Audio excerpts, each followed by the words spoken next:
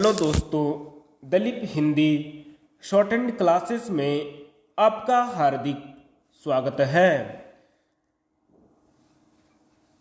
आज की डिक्टेशन 80 शब्द प्रति मिनट की गति से बोली जाएगी।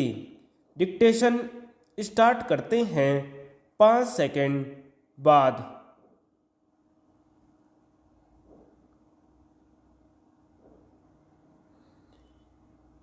आदरणीय अध्यक्ष महोदय, अनुसूचित जाति जनजाति के लिए लोकसभा और राज्य विधान सभाओं में सुरक्षित स्थान की व्यवस्था का आखिरी साल है। संसद के सामने एक सवाल 5वीं बार फिर से खड़ा है कि क्या लोकसभा और राज्य विधान सभाओं में 26 जनवरी सन 2000 के बाद भी अनुसूचित जाति तथा अनुसूचित जनजाति के लिए सीटें आरक्षित रखी जाएं।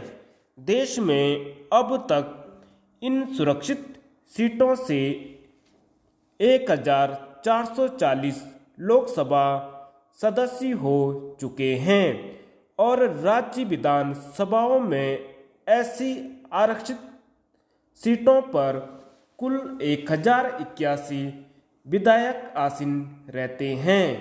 फिर भी दलित ही रहा। यह कैसा लोकतंत्र है? क्या आरक्षण नीति समाज के जिस दलित को उठाकर समकक्ष लाने के लिए बनी थी, उसका उस चिन्हित वर्ग का कोई वास्तविक लाभ हुआ या सिर्फ एक मनोवैज्ञानिक तर्क ही है? लगता तो यह है कि एक छद्म दलित वर्ग तैयार हो चुका है जो दलितों के लिए सुनिश्चित सारे आरक्षण संरक्षण सुविधाएं योजनाएं निगल रहा है। दलित राष्ट्र के कपटपूर्ण दुरुपयोग की वानगी यह है कि भारत जैसे विराट राष्ट्र का राष्ट्रपति दलित है। उत्तर प्रदेश के महामहिम राज्यपाल भी दलित है। बाबू जगजीवन राम जो 4 अरब रुपए की घोषित संपत्ति छोड़कर दिवंगत हुए थे, दलित कहे जाते हैं। इस देश के ऐसे ही तमाम रामविलास पासवान, मायावती आदि दलित हैं। दरअसल इन छद्म दलितों ने असली दलितों को वैसे ही हाशिए पर ढकेल दी रखा है जैसा स्वतंत्रता के पहले समवर्ग मानसिकता के लोगों ने किया था। वास्तविक दलित कौन है, इसकी शिनाख्त की जरूरत है।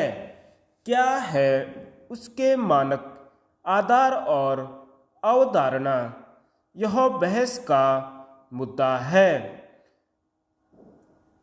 भारत के संविधान के भाग 16 में अनुसूचित जाति, अनुसूचित जनजाति और आंग्ल भारतीय समुदाय एंग्लो इंडियन कम्युनिटी के लोगों के लिए लोकसभा और राज्य विधानसभाओं में आरक्षण की व्यवस्था करता है।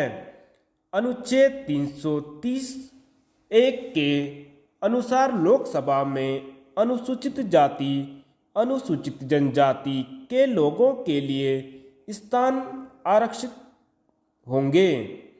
इसी तरह की व्यवस्था अनुच्छेद 332 में राज्य विधानसभाओं के विषय में है। प्रारंभिक स्थिति में यह आरक्षण केवल शुरुआती 10 वर्षों के लिए ही था। अनुच्छेद 334 में मूलतः व्यवस्था थी कि संविधान के लागू होने के 10 वर्षों बाद यह व्यवस्था स्वतः समाप्त हो जाएगी। चूंकि भारत का संविधान देश में 26 जनवरी 1950 से लागू हुआ था।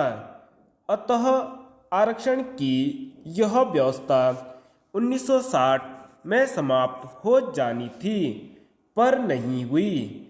क्रमशः 1960, 1969, 1980 व 1990 में इसमें संशोधन करके इस आरक्षण को 10-10 वर्षों के लिए बढ़ाया गया। धन्यवाद।